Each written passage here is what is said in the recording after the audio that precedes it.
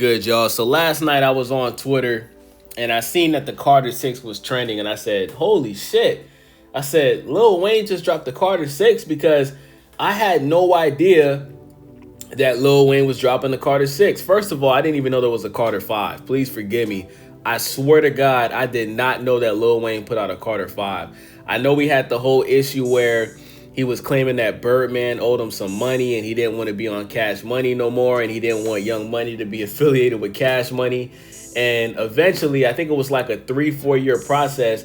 Eventually, he was able to separate Young Money from Cash Money. He got paid his money that he wanted. And, you know, Lil Wayne and Birdman is pretty much doing their own thing. But I just don't remember the Carter 5 coming out. Obviously, the Carter 1 is a classic. The Carter 2 is a classic. The Carter 3 is a classic. The Carter 4 is not a classic in my opinion, but I do think that the Carter 4 is a solid album. You understand what I'm saying? I like the Carter 4. I don't think that it ruins the Carter series at all. I just think that it didn't live up to the hype that the first 3 Carters had. You understand what I'm saying? And out of all 6, I haven't heard 5.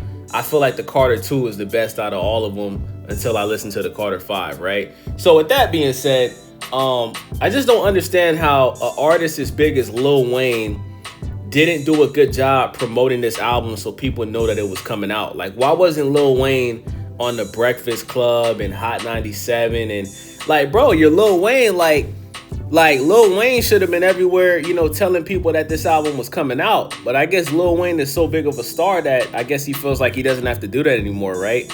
And it's understandable, man. Lil Wayne is a legend. Many people consider him the best rapper of all time. You know, he's a self-proclaimed best rapper alive. He was the first rapper to start calling himself that. So I guess that's why Lil Wayne didn't really promote this album too much. So with that being said, I'm listening to the album, right? And at this point, I'm 7 songs in, right? And I just couldn't understand why the beats on this album are so trash. Like, I've always known Lil Wayne to be an artist that raps on really good beats. Even when he does his rock star shit, like Lil Wayne got a song called Prom Queen where he was basically doing rock music. And I think that song and the beat is incredible. Like, Lil Wayne has shown that he can be versatile. He can switch up his style. And he can do the auto-tune thing. He can make rock music. He can make rap. He can bar you up.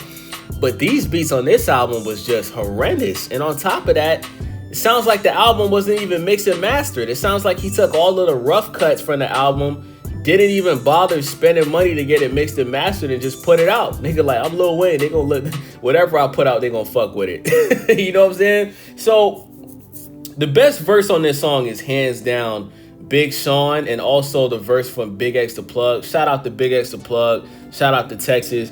But Big Sean, he single-handedly just had the best moment on this entire album, which is pretty sad. Big Sean always comes through on his features, but unfortunately, that song that has Lil Wayne and Big Sean, it was ruined by an artist named Jelly Roll. Now, Jelly Roll, I know you're a country artist, and I've heard many good things about you. But me personally, this is my first time ever hearing you, and I don't want to hear from you ever again, bro. This is literally what Jelly Roll was singing on this song, y'all, word for word. Sharks ain't always in the water. Snakes ain't always in the grass. Squirrels ain't always in the trees. Birds, they ain't always chirping. What the fuck are you talking about, nigga? What are you talking about? And you know what's crazy is when I first heard this song, I thought it was Post Malone. Let me know in the comment section. Am I the only one that thought that Jelly Roll was Post Malone? And as I'm listening, I'm like, it kind of sounds like Post Malone, but it kind of doesn't, because Post Malone, he doesn't have that strong country accent. They do have very similar voices though, but Post Malone would never come up with something so corny like that, bro. Like, Post Malone is known for having great hooks, great voice. You understand what I'm saying? And I feel like Lil Wayne should have put Post Malone on this song instead of Jelly Roll, because Jelly Roll was just awful. He was awful. He ruined Big Sean's verse, which was incredible, and he just overshadowed the song with that disgusting hook, bro. You understand what I'm saying? Other than that, The features on this album just didn't make any sense. You know, he has another song with MGK and Kodak Black. You know, why not just do a song with Eminem? Lil Wayne and Eminem always do good songs together. But he decided to put MGK, who got into a whole rap beef with Eminem, and he ain't been popping since. Y'all notice that ever since MGK had that rap beef with Eminem, niggas ain't been really fucking with MGK like that anymore. And I think MGK did his thing with that diss track that he had to Eminem, you know? But Kodak Black is also on the song. And it's obvious, man. Kodak Black, bro, respectfully, you need to go to rehab, bro. I fuck with you. I think you're extremely talented. But it's obvious that you were definitely high on meth and potentially crack when you recorded this verse on the song Alone in the Studio with my, gun? With my gun. Yeah, Kodak Black, that verse was trash, bro. Get off the drugs, bro. You're better than this, bro. You know, Donald Trump pardoned you and helped you get out just for you to come out and become a meth addict. I mean, what the fuck is going on in hip hop, man? But yeah, man, The Carter 6, in my opinion, Lil Wayne's worst album. He also has the feature with 2 Chainz, and I don't understand why Lil Wayne and 2 Chainz keep doing songs together. First of all, they've been doing songs together since 2 Chainz was in the Duffel Bag Boys.